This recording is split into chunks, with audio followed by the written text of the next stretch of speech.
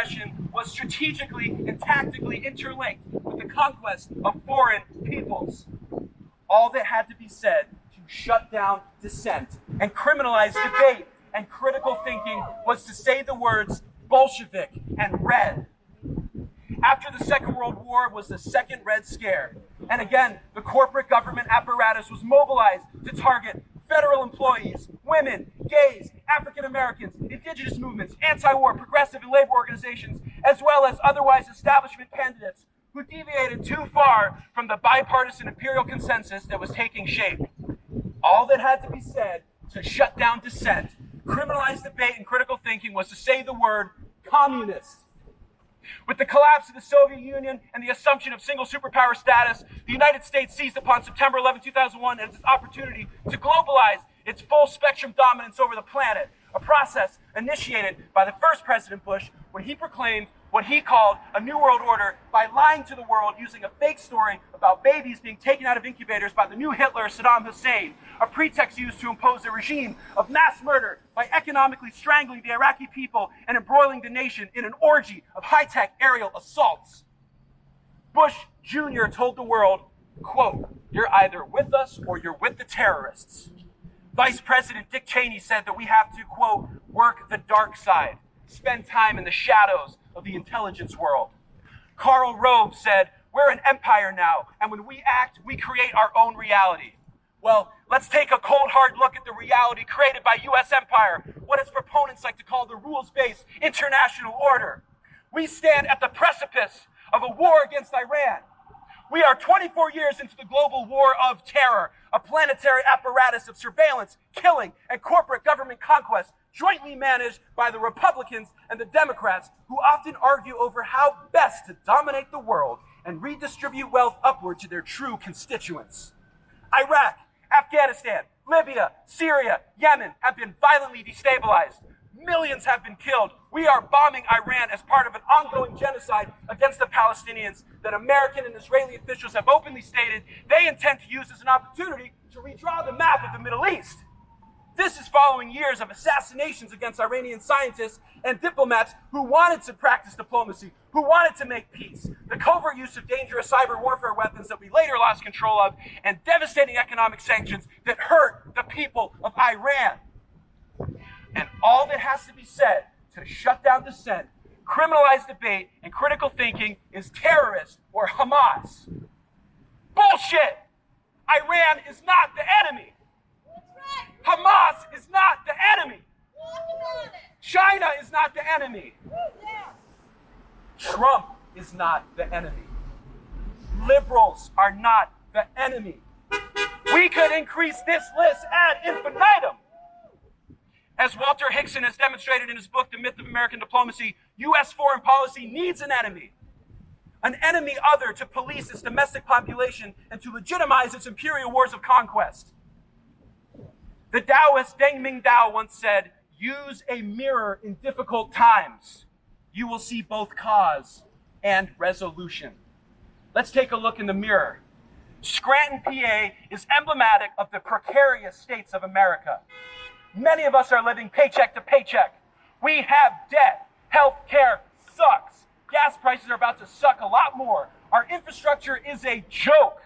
On a deeper level, it's been recently said that we are suffering from a loneliness epidemic and that there is a mental health crisis afflicting our culture.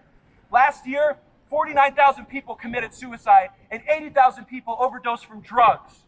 When I was in rehab, I was told that when you point a finger at someone else, there are 3 fingers pointing back at you. And when we point the American Death Star at a country, no matter how much our media has successfully vilified their government, no matter how justified we feel in removing tyrants from power, ordinary people suffer and ordinary people die. They are starved and they are blown to smithereens. War is the ultimate way of avoiding self-reflection. War is the ultimate way to stay ignorant, to stay sick, and to spiritually rot. All because we refuse to do the one thing our system so successfully discourages us from doing: to pause and to look deeply into our own hearts. That is where the light is, and that is where we need to share with one another in this dark time. In the Srimad Bhagavatam, Krishna says, Those who can see into the heart of things appreciate this dark age, because in it, God bestows awakening more quickly to those who seek it. This is a dark time, but the truth has never been more obvious for those who seek it. Well, as I look out on your faces tonight, I can see and I can feel that you are here because you have the courage to look into your own heart. It's because you have the courage to not only tell our government, hands off Iran, free Palestine, but more fundamentally, hands off our collective consciousness, free the heart of humanity. The people united will never be defeated. The people united will never be defeated. Please welcome Rabbi Feldman. Thank you very much. It's a pleasure to me. It's an honor for me to be here, to meet you all, and to speak up for justice and humanity. Unfortunately, we are standing here after 20 months of brutal genocide going on in Gaza. Unfortunately, you're the only guys that know about this. Nobody else knows. That's why we are here. I'm going to tell everybody else. Don't worry. Thank you so much. I dreamed about this last night. I swear to God. Exactly. Here we are. And unfortunately, this is so troubling when we are seeing masses, tens of thousands of innocent men, women, and children being mass murdered in this genocide. Recently, we are seeing little children being mass murdered, starved to death. This is unacceptable. Just tell them you're not Zionist. Not Zionists. Jews are not That's Zionists. it. This is what I'm That's going the to end of it. conclude. That's all that matters. Thank you so much. He's the devil. I can look in his eyes. He's And a all of Zionist. this is taking He's not place in Jewish. addition He's as a not continuation of the 77 years of occupation, which is unacceptable from its very beginning. We as Jewish people, the world over, are embarrassed when all of this is being done in our name. Unfortunately, our religion, the Jewish religion, is being misused to justify all these crimes. But in reality, we have to know better than Zionist propaganda. The state of Israel does not represent all Jews, and certainly is not condoned in the Jewish religion. According to Judaism, killing, stealing, oppressing an entire people, all of these are true violations of Judaism. This was never accepted and cannot be accepted. Even without any of these crimes, this philosophy of Zionism to build a sovereign homeland for Jews happens to be in total contrast of basics of Judaism. According to Judaism, there is a concept of Jewish exile, which we believe is a divine decree. According to our religion, we are required to accept this decree of God, and we are forbidden to fight against it. Jewish people are required by their religion to be loyal citizens and peaceful neighbors in whichever country we live. This is exactly how Jewish people lived for thousands of years. This is how Jewish people lived in peace in Palestine. They were not a threat to the majority of the country. And therefore, our people were always respected and protected by the majority of Muslims, whether it is in Palestine or in many other Muslim countries. Palestine was never the enemy of the Jewish people. Neither is the pro-Palestinian solidarity movement today. This is not about anti-Semitism. This is not against the Jewish people. This is against an occupation. The movement of Zionism is misusing our religion for a purpose. They want to make a statement.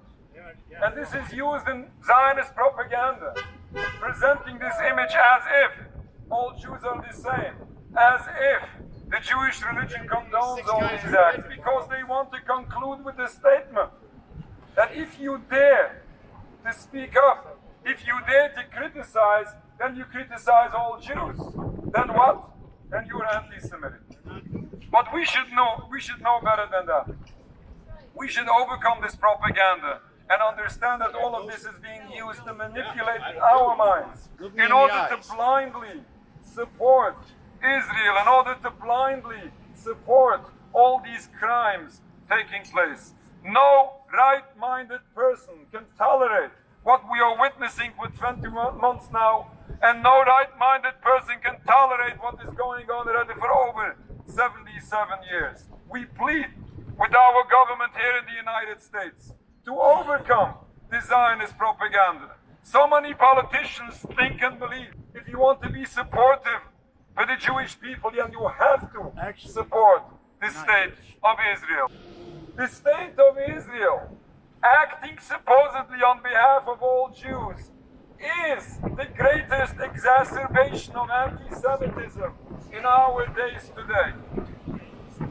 In addition to all catastrophe Israel is committing, is causing to the Palestinian people, so much harm is being done to the Jewish people as well by the movement of Zionism. Therefore, we plead with our government not to support this criminal movement of Zionism, to stop arm this ridiculous criminal movement, which is a disaster for all of us. We hope that this occupation of Palestine stops. We hope that this stops in its entirety. We hope that this stops peacefully with no more suffering of anyone. And once this cause to peace stops, this obstacle to peace, this cause to conflict stops, we need to realize and understand what is the root cause to all of this bloodshed. Unfortunately, we are witnessing an endless cycle of bloodshed, which unfortunately is not ending. Everybody suffers. If we want to see a better future, we must study and understand what is behind all of this, what is causing all of this. It's not the difference of religion which is causing these suffering. We had differences of religions for the longest time, and we lived in peace. It is the occupation of Palestine which destroyed the peace in Palestine. It is the ongoing crimes which is fueling this endless cycle of bloodshed. Once all of this will stop, we can hope to see a better future for all of us. Thank you very much. I don't need to try to explain why these interventions are morally indefensible. The hundreds of thousands of civilian dead in Iraq alone speak for themselves. We cannot sit idly by as the Trump administration pulls us into another bloodbath like the one the Bush admin pulled us into 24 years ago. What's more, it seems likely the Iranian government may close the Straits of Hormuz, a key choke point through which global trade passes. This will likely raise global oil prices, imposing further economic hardships on everyday Americans and the rest of the world. So let's stand up for our principles, stand up for the vulnerable, and stand up against this horrific new foreign war. And just as another reminder, the proponents and protectors of the Zionist entity have to rely on the tactics of the weak because they are moral cowards. Whether they are disguised as protesters, whether they are infiltrators and disruptors, they have no moral legitimacy, so they can only do cowardly things like disrupt peaceful protests. So genuinely pity them. It is shameful and sad. I would like to introduce Layla, who will be our next speaker. Thank you. First of all, I just want to thank everyone for being here. As a Palestinian, it means the world. Louder? Yeah. Okay. But I want to ask a question. Who here thinks they're a radical? Okay, not many. So let me ask different questions. Who here is anti-fascism? Hey, who here is anti-capitalism? Who here is pro-humanity? Who here is pro-justice? Who is pro-equality? Who is anti-racist? Who is anti-imperialist? Congratulations, you are all radicals. Just in case you weren't sure. Because apparently now, to care about other people is a radical idea. We here in America now are looking at a fascist regime. Yes. But do you know this has always been what America is? It's just usually not here, right? It's not here for white people, but it is here for every other group in this country. They just call it racism and homophobia and, sexism and misogyny and all of these things. But it's now that it's white people in America being affected, it's fascism. We have done this all over the globe since our inception. And as I hear the drum beats of war for Iran, I feel like I'm in Groundhog Day back to 2003 when everyone said Iraq had WMD, right? Oh, they have weapons of mass destruction. We have to go in. We have to regime change. We have Sounds like the same lie they just told us. It does. It sounds exactly like that, right? This is who we are. This is who we always have been. I would also like to remind everybody who was there at the time beating that drum in front of our Congress. Woo! That would have been one Benjamin Netanyahu or Benji Milikowski. Yeah, hey, you even know his real name. He was actually in front of Congress saying regime change, WMD, we got to go into Iraq. And I'm reminded now that it's this same Benji Milikowski that is claiming, since about 1992, that Iran is about to have a nuclear weapon any day now. Any day now. I mean, I was a young woman in the 90s when he was saying this, and they still don't have a nuke. The IAEA has just come out and said they're at about 60% enrichment. They are not anywhere near 90% enrichment that it takes to make a nuke. They have no nukes. There is no worry of nukes.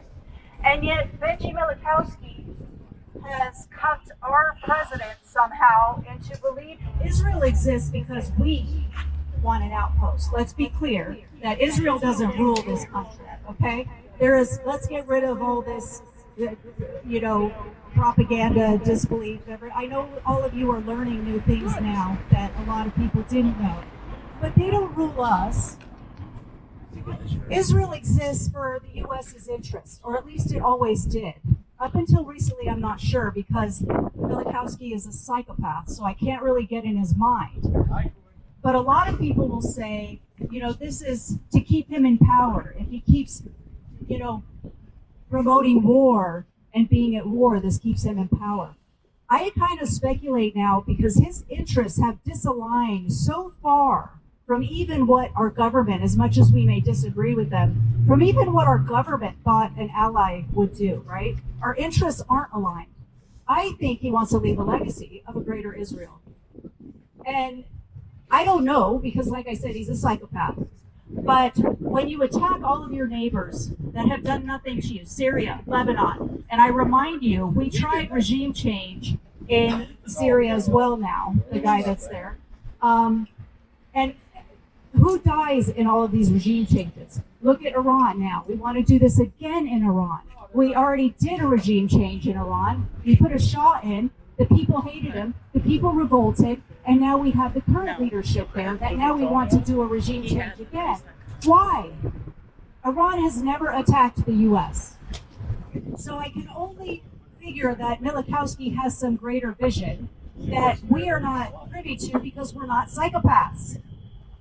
But if we look at the state of what is happening in that region, I want people to start trying to connect these dots, because when we say Palestine connects everything, what we mean is when you allow your government and your country to be fascist to the rest of the world, meaning going and killing millions of civilians around the world, overthrowing their governments, thinking we know best, us in the West are more civilized, creating chaos everywhere we go to exploit their resources and exploit their labor.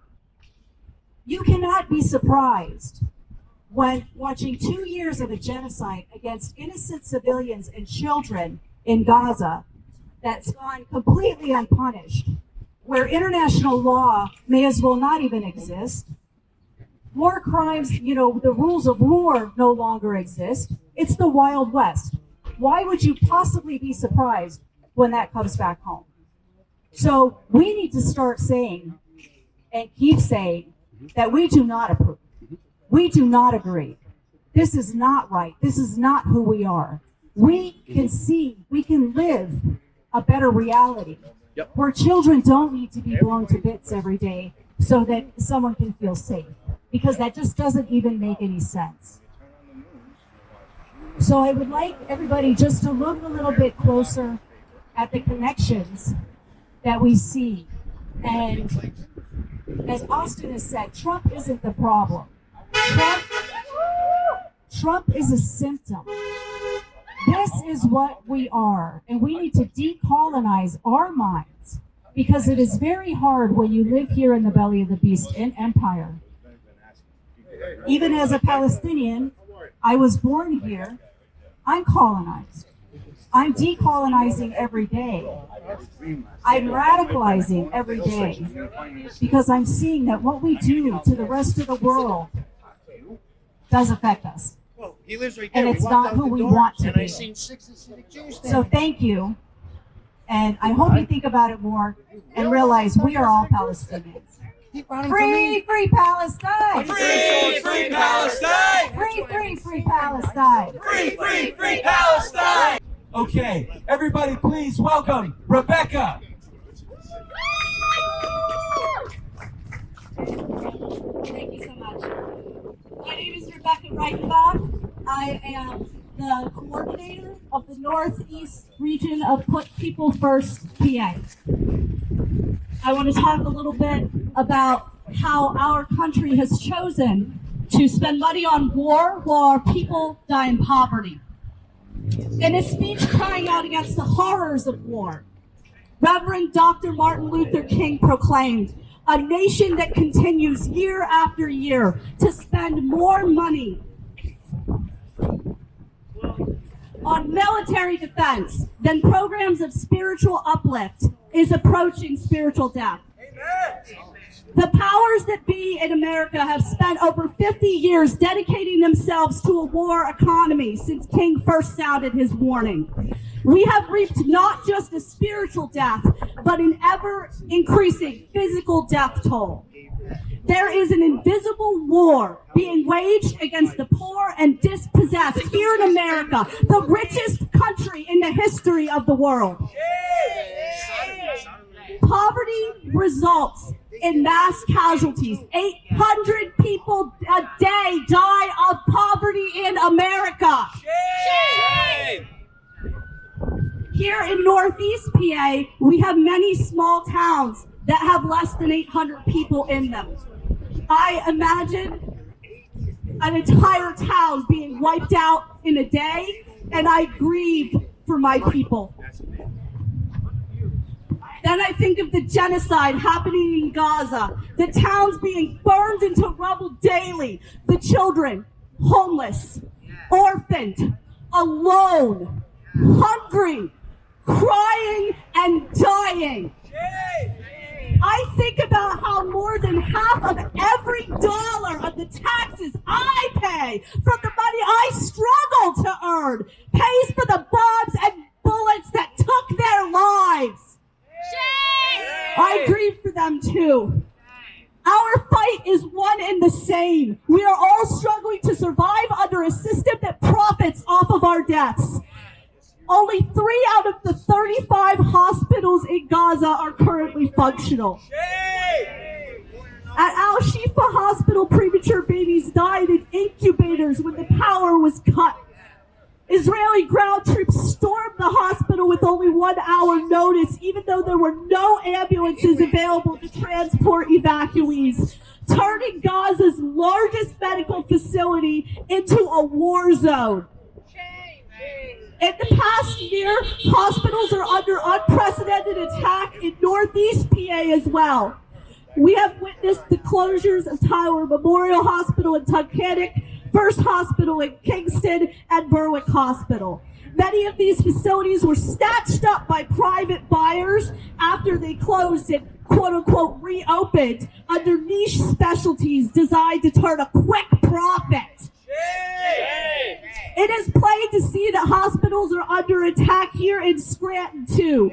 Both Scranton Regional and Moses Taylor are at risk of closing because the profiteer that owns them, Commonwealth Health Systems, claims they aren't making enough money. CHS has purchased, gutted, and sold off to the highest bidder 8 out of the 11 hospitals that they own in Northeast PA. What do we do when our healthcare is under attack? What do we do when our healthcare is under attack? Stand up, fight back! What do we do when our healthcare is under attack? Stand up, fight back! It is a lie that Americans support the genocide being carried out by the state of Israel. Over 2/3 of us demand a ceasefire. We don't want a new war with Iran. We don't want our tax dollars going to wage forever wars. Yeah. Against other poor folks just like us. We want our money to be spent here at home. We want our money spent on Medicaid for all. We want our money spent on keeping our hospitals open and building new ones. We want our money spent on better staffing in all of our healthcare institutions. We want our money spent on dental care because dental care is healthcare and our teeth are not luxury bones. We want our money spent on guaranteeing health care as a human right for every single American. We want health care, not warfare. Say that with me. Health care, not warfare. Health care, not warfare. Health care, not warfare. I'm old enough to remember the lies our government told about weapons of mass destruction to get us into the 2003 Iraq War. I recall all too well how President Obama set the precedent for committing acts of war without congressional approval when he rained bombs on Libya in 2011. And now, President Trump has chosen to ignore the findings of the International Atomic Energy Agency, as well as our own American intelligence services, when they reported that Iran is not even remotely close to creating a nuclear weapon. Is it making America great to fund Israel's war? Is that putting America's first? Did we build back better when Biden spent trillions on reinforcing the Iron Dome? No. I'm sick and tired of Democrats and Republicans claiming they act in the people's interest when all they do is spend our tax money funding war and genocide. Fund Medicaid, not war. Fund SNAP, not war. Fund housing, not war. King went on to say, America, the richest and most powerful nation in the world, can well lead the way in this revolution of values. There is nothing except a tragic death wish to prevent us from reordering our priorities so that the pursuit of peace will take precedence over the pursuit of war. How do we make that world a reality? A world where poverty is erased, a world where war is ended, a world where the wanted destruction demanded by the ruling class is eliminated. I chased the answer to that question for decades. I tried electoralism, I tried charity, I tried unionizing. I tried protesting. None of these tactics in isolation granted the power that our class needs to enact change. But when I joined Put People First PA, they taught me a strategic quote from King. If they can be helped to take action together, they will do so with a freedom and a power that will be a new and unsettling force in our complacent national life. The day that King spoke of was the 140 million poor and dispossessed of his time. Today, that number has risen to 140 million in poverty. This is the leading social force of our time.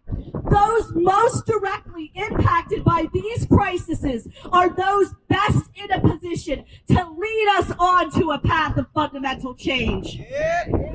How then can we be helped to take action together? In the Nonviolent Medicaid Army, we say that we need to develop many Martins, many leaders like King, brave enough to take up the call against the interwoven evils of poverty, militarism, systemic racism, and environmental devastation. If we are to end the war economy so that our families in Palestine and Syria and Iraq and Iran and Lebanon and right here in America can enjoy peace, we must break free of the silos that the ruling class wants to trick us into. We will never build King's new and unsettling force when we keep falling for petty culture wars. We need to build permanently organized communities. Unifying issues like healthcare as a human right can bring our people together. The people united will never be defeated. The people united will never be defeated. The people united will never be defeated. Years, I worked full-time, made a living as a corporate journalist. I was an outlaw then, and I'm an outlaw now. I lost jobs because I decided that social justice is a big issue. Everybody here today pretty much knows the facts that you bring with you to share. Everybody here today pretty much knows the numbers, pretty much knows who's on what side. My job right now is still as a journalist, not with corporate media, myself, my wife, the two of us, for free, no advertising. We take care of what has to be done to spread the word, to fight injustice, to stand with people who need people like us, like all of us, to stand with them. I know what side I'm on, and you know what side you're on. We share this common ground right here today because we will not stand back and remain silent in the face of an authoritarian American government, in the face of international corporate billionaires who want to control the lives of everybody that they keep on the bottom, vulnerable people. I want all of you to recognize that we have a responsibility to ourselves and to each other. We need to put pressure on elected officials, whether they be from the city of Scranton, whether they be state representatives, national members of Congress, and on the press. I was pleased to see the television station down here, Channel 16. I was pleased to see them come to cover this. Let's hope that they do the job that we're going to make sure they do. If they don't, we're going to make contact with WNEP, with WNEP, with WBRE, with the Scranton Times Tribune, with the Times Leader in Wilkes-Barre, with the Citizen's Voice, because by and large, local media is asleep at the switch. They're not covering what they need to cover. I'm here as a journalist to tell you, you've got to pressure them. They will succumb to public pressure, but you got to do it. And you got to do it in your own families. You got to let people know where you stand. Risk is involved in standing on principle. Think it through. Realize what matters to you.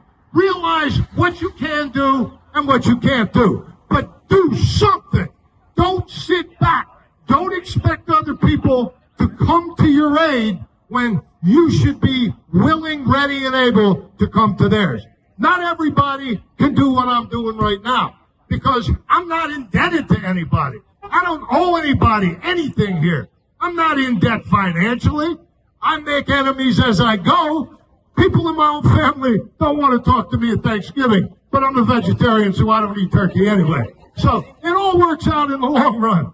All I'm saying is, put a smile on your face every now and then in the midst of tragedy. Recognize that we're all in this together. We can all help each other out. I'm absolutely pleased to see some new faces, some guests into the city that I'm not sure. I'm just very happy to see people come together and do this. But you got to pressure people. You got to embarrass elected officials. Where's the mayor of this city today? Where is my state representative, Kyle Donahue? I've been trying to get in touch with him over another issue. He won't respond, but I'll keep on pushing. There's an old 60s soul song. Come on, keep on pushing. Do it, but do it nice. Do it peacefully. Do it with nonviolence. But man, oh man, do it. So I don't want to take up a lot more of your time. I just want you to recognize, if you need me, just let me know. I'm an easy man to get in touch with. Let me know how I can help you. No, you're cool. Let me know how I can help you. All right? We'll be all good. Just do something. Take the risk. Talk to your family. Talk to your relatives. Talk to your neighbors. Some of them will not like what you're telling them, but if you stand on principle, if you know the difference between right and wrong, if you recognize who needs help, just like New York City. New York City had a big victory yesterday. The man is a socialist. The man is going to be the next mayor of New York City. The man is definitely here to help us. They can do it in New York. We can do it in Scranton. We can do it in northeastern Pennsylvania. But you got to do it. All right? You got to do it. So I'm very, very pleased to see people come together, be here together, talk to each other, know who each other is, know where we can contact each other. And I'm an easy guy to get in touch with. Just Google Steve Corbett, Corbett. Let me know how I can be of some assistance. I write with my wife, my editor, Dr. Stephanie Bressler. We put together the Scranton City News. It's online. It's on my website, theoutlawcorbett.com. Check it out. And if we can help you, we will. So thank you all very much. Power to the people.